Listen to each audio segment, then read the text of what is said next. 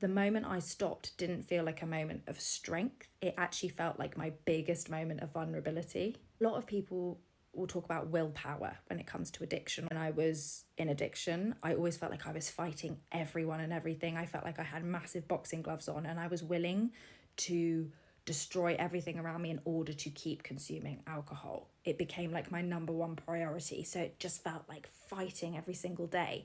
And the moment that I was like, I can't do this anymore, felt like the moment I took the boxing gloves off, I felt broken. And this doesn't have to be the case for everybody. You don't necessarily have to hit like this huge rock bottom in order to make a change in your life.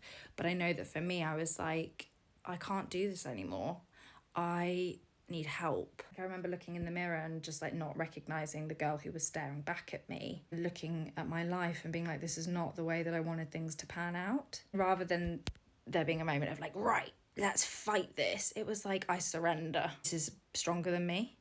And I'm going to ask for help, and I'm going to try to seek help from people that know what they're talking about and know what they're doing. Now, absolutely, in that process of getting sober, strength has been needed over the last 10 years. But I've also accepted that knowing that I don't know it all and that others can help and that others can show me the way, and that handing it over has been the key, really. And then where there was strength, absolutely, was a desire to live and knowledge that there was a life that was better than the one I was living, because I was miserable.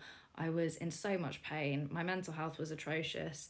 There was strength in pushing towards a life that I knew existed. But I think sometimes, especially in British culture, we're very afraid of breaking down and being vulnerable. I stopped telling everybody, I'm fine.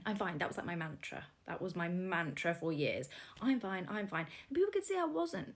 But it's like, if someone's repeatedly telling you they're fine, what can you do? Allowing myself to be vulnerable and letting people in, that was where strength grew from. I did go to treatment, and it was a 12-step rehab. And it was kind of like, I started looking at the people whose lives I was like, yeah, I would like a life like yours. And I started listening to those people. If somebody's giving you advice and you look at their life and you're like, you don't have anything that I want, like, I'm not interested in having a life like yours, don't listen to them, honestly.